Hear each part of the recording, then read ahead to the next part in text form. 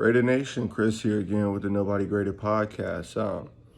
I know a lot of you wanted some updates on the Desean Jackson deal, and now we have it. Now, obviously, most of you have probably heard this news already, but as you can see, if I look a little bit tired, it's 8:11 right now in Hawaiian time. So we're a little bit behind the curve of everybody else, but that just means that we get to stay up a little bit longer. So there you go with that. But here I have the details on a deal. Basically, Desean Jackson will be signing with the Raiders on a $1 million deal, 1 year deal throughout the rest of the year, basically, so that if he underperforms, we can cut him and just let him go throughout the rest, let him go at the end of the year. But if he overperforms, who knows, he might earn himself another contract. Basically, I just think it's a high reward, low risk deal, basically. With the Rams, whether we in week 10, with the Rams, he only had 8 receptions for about 200 yards and 1 touchdown. So not a very productive year. They just used him in one specific role, and that role only. He never really, he wasn't like an every down receiver. They didn't need him to be an every down receiver, but I feel like he left a lot to be desired within that role with the Rams. But now he has another opportunity for himself with, we know who is a slinger, Derek Carr. I don't expect him to come in, like I said in my first video, to come in and to catch 5 passes for $150 and 5 touchdowns for the rest of the year. Nor should we.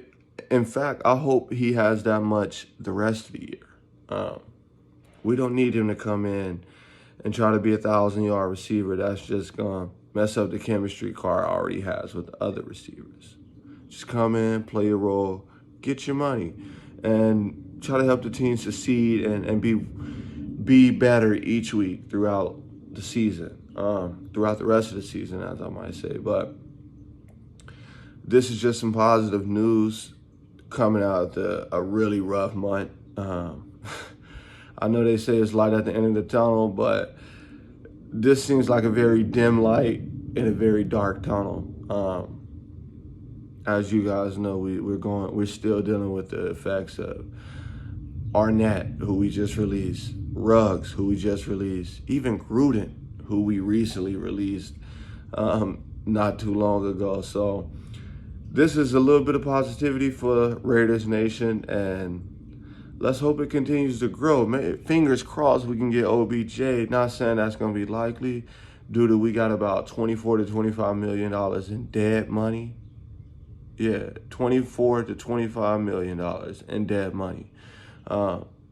If you want me to make another video explaining that, I will, but just know that we got that much money in dead money. So I don't think we're going to claim OBJ off the waivers. That seems really unlikely. Hopefully he doesn't be claimed on the waivers and we can just sign him to a very similar contract, team-friendly contract like Desean Jackson. But like I said, fingers crossed, and just the reality in me don't feel like that's going to be a likely possibility. But hey, we've seen other things happen. But yeah, there you go. If you wanted additional details on the Desean Jackson deal, you got it. This has been Chris with the Nobody Greater podcast. Thank you for checking it out. Make sure you like, subscribe, and share the video.